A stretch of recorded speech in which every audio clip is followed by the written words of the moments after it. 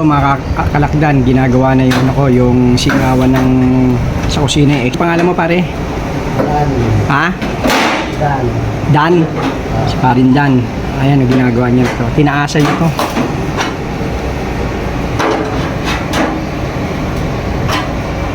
Babalik yung bubong.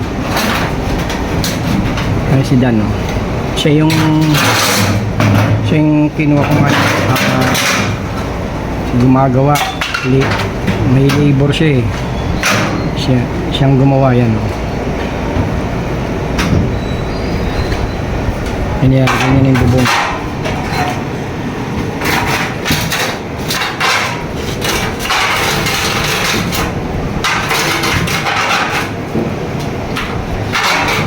Ayan yung after. Nandito yung before, ito ngayon yung after na. Mamaya titignan natin pag natapos. Yan si Dan, oh. Ganyan lang, yan. O yan, okay lang. Tapos dyan sa baba, medyo angat din ng konti. Okay. Sabi niya medyo mataas daw yung 1.5 daw eh. Ginawa niya 1 feet lang. Tapos dito kalahati sa baba. Eh yung bubong kailangan talaga pa-slide.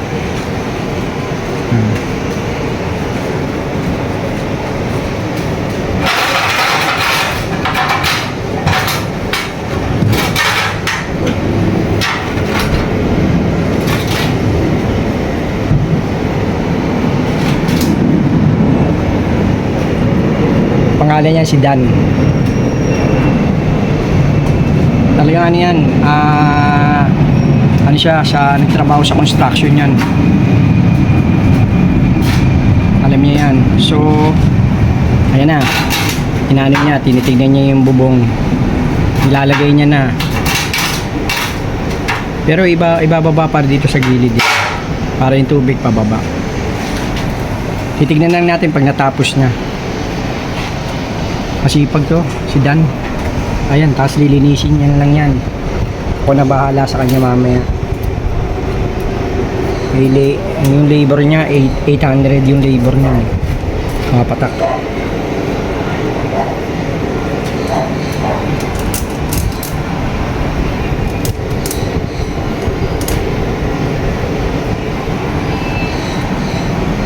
Yan, ginagawa niya nitong exhaust. Yung sa lutuan namin sa kusina para may singaw. Inaasa niya na kasi bumaba rito sa likod. Ayan si Dan. Inaano niya, tinitignan niya na yung dapat ano yung gawin. Ito, nilagyan niya pa ako ng tungtungan.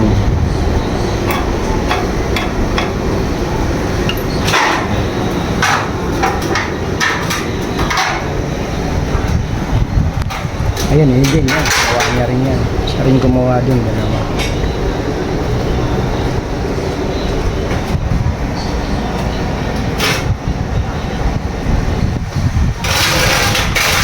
Nakakalakdan, oh. Tinanggal niya ulit. Kasi kinuha niya yung sukat eh. Kailangan mataas dito sa may likod, mababa sa harapan para yung tubig padulas. Mamaya makikita natin pag natapos niyang gawin. Tapos yan, lalagyan niya ng ano yan, yung kahoy na nakabaon dyan sa may hollow blocks. Sisimentohan niya yan. Para makapit. Tsaka walang bulok yan. Kasi nasa ilalim naman ng yero to eh. Itong mga paa. Hanggang ganyan. Kaya ito namang gripo, puputulin ko yan, bababaan ko para umakyat yung tubig. Para may tubig kami rito sa likod. Diba na? Dan, kaway-kaway ka man dyan, Dan. Dan, kaway-kaway ka. Pakita mo mukha mo. O, yan. Pag gusto nyo magpagawa, ito lang kasi marunong gumawa to. Galing construction to. Gumagawa talaga siya. Pati mga alulod, bubong. Gumagawa talaga yan. Yan ang trabaho nila. Gumagawa ka rin ng mga alulod, no? Tsaka mga bubong, no? No? O, yan. Gumagawa rin siya. May mga kasama siya na mga gumagawa. Bubong, alulod. Nagpipintura din ng bahay. All around to. Nagko-construction to. Matagal din siya sa construction. Mga 5 taon na rin sa construction. 5 taon na rin to. Kita nyo naman pulido gumawa ko. Diyan mo makikita yung magaling gumawa, yung talaga nakakaintindi. Pero may mga kasama rin siya. May mga kasama siya. Ay, hindi mo na lang ibabaon dyan? Ha? Hindi, ibaon mo na lang dito. Ipapako na lang dito. Baka baon na lang natin. Ha? Ibabao na lang. Oo, baon mo na lang dyan para mas maganda. Kahit babaan mo lang dyan, okay lang. Basta, yung sukat na ito, ano sukat na itong isa? Ha? 1 feet? Oo, 1 O di gawain mo ini-half dyan, half lang, di ba? O kaya 3, tama, half.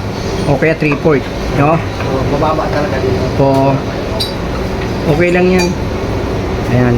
Kasi gusto niya ipako doon sa loob. Eh, sabi ko, mas maganda yung nakabaon na lang.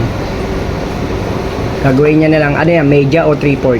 Media lang ito. O yan, gagawin niya media dito sa harapan yung paa dyan. So, dalawang may butas pa. Kasi yung bubong niya kailangan naka-slide, parang katulad ng ganyan. Sabi ko, gawin na lang niya ng media, yung paa dito. Tapos ito, 1 feet. Dito, kalahati ng 1 feet. Eh, papabaon ko na lang kasi mahirap pag pinakuan yung pako. Baka mamaya matanggal yung pako, lumusot, bumagsak. Mas maganda yung nakasuot na lang dyan. Ayan, nagpapanday na siya. Kontakin nyo lang ako pag kailangan nyo ng manggagawa. Ito si Dan. Pero may mga kasama din, may mga kasama siya eh. Madali naman eh. Gumagawa siya ng bubong, alulod. Yan. Expert to.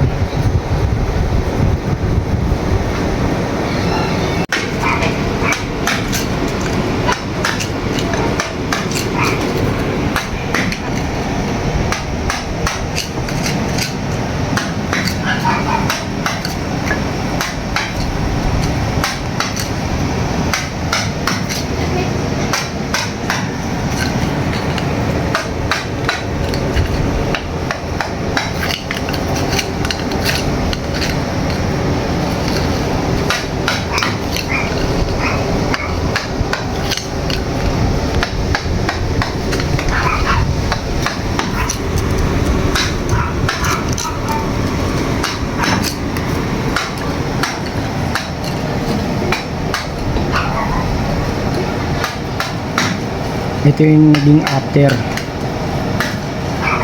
na yan.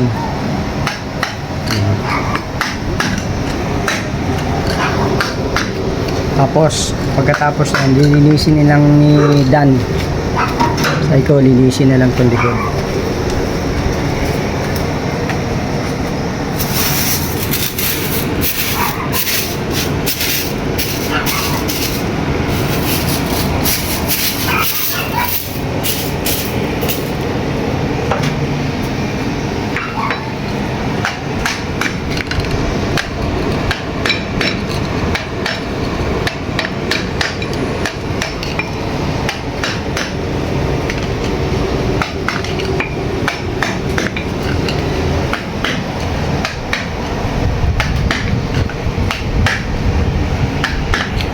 Yan, si Dan.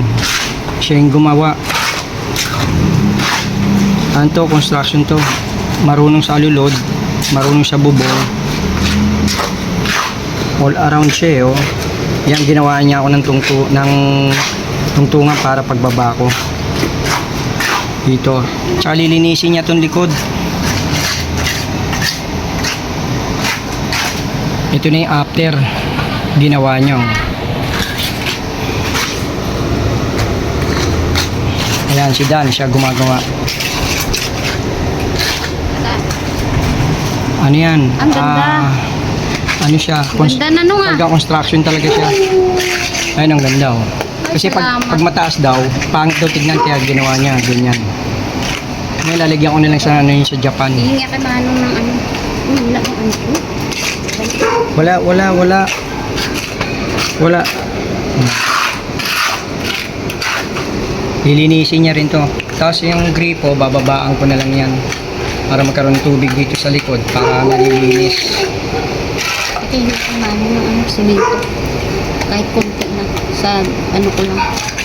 Sa daliri. Nilagyan mo na ng patungan.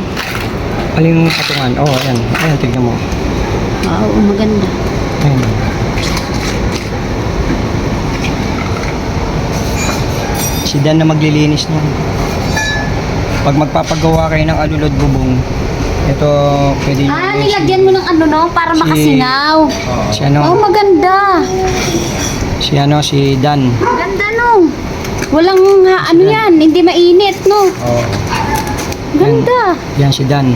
Tignan mo sa baba, hindi na rin mainit yan, Hindi sabi na ni nga, Dan. may hangin eh. May ano. May hangin, pumapasok. Pero hindi yan malipad nung no, pag na ano. Nakasimento. Nakasimento yun, tignan mo ilalim. Hindi, yung yero ba? Hindi. Nakapasok. Nakapasok yung paa. Okay. Sinimentohan niya, dyan sa butas ng ano. No, pwede ba ako makahingi ng konti nun sa daliri ko? Ano Yung hinalo mo. Itatapal ko lang doon sa ano. Kaya na yan no, titigas na yan no. Kunti lang. Tatapal ko doon sa butas ng CR ba? Ayan. Ayan, pag magpapagawa kayo, yung alulod tsaka bubong, marunong daw siya gumawa. Sabi niya sa akin, mali raw yung paggawa daw sa alulod. Dapat daw inipit daw sa bubong daw yung ano, ilagyan daw na. Ano ilalagay dapat daw sa alulod? Tsaka wala na raw kasi daw pamakuan, kailangan daw ano daw ng pamakuan. Kasi butas yun. Ayan, sabi ni Dan, sa Bicol, ang bahay niya, siya gumawa, naitayo niya yung bahay niya. Ayan o. Sanay siya, marunong. Marunong to. Ayan, kita niyo yung tungtungan ko, inaayos niya na.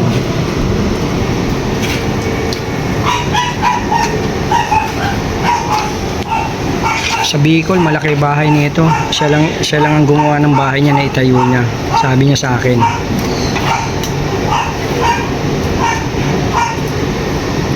Bali, ilang buwan mo rin ginawa yung bahay mo sa Bicol? Utay man lang yun. Hindi na mabigla kasi Pero natapos mo na. hindi pa nga ako. Dahil kulang sa budget. Oo, bakit? Paunti-unti lang. Lang. Mayroon. Tuloy. Yan, may mga gamit siya rito.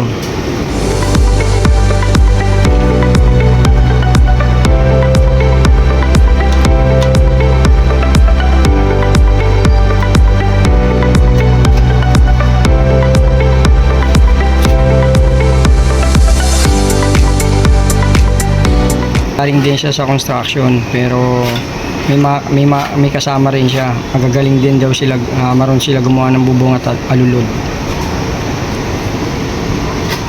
Nakita niya rito yung alulod eh. Hindi raw maganda yung pagkagawa. Dapat daw inipit daw sa bubong daw yun. Yung alulod. Kaya ginawa ko na lang, bumabaha rito. Pinataasan ko na lang to.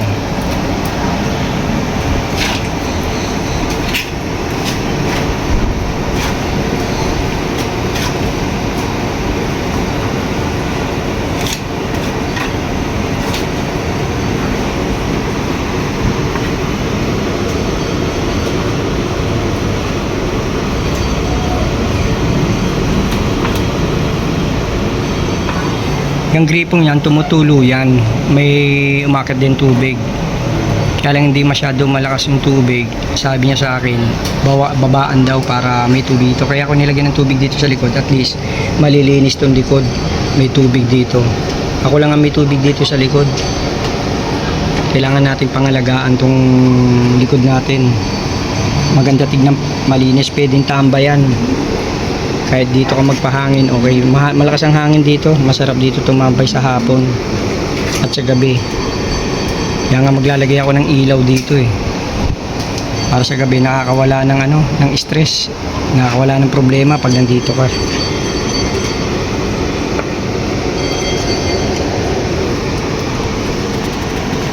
Ganda ng pagkagawa niya, pulido. Sanay eh. Sanay gumawa to makikita mo naman yung taong marunong gumawa talaga. Matagal din siya sa construction. Mga 5 years.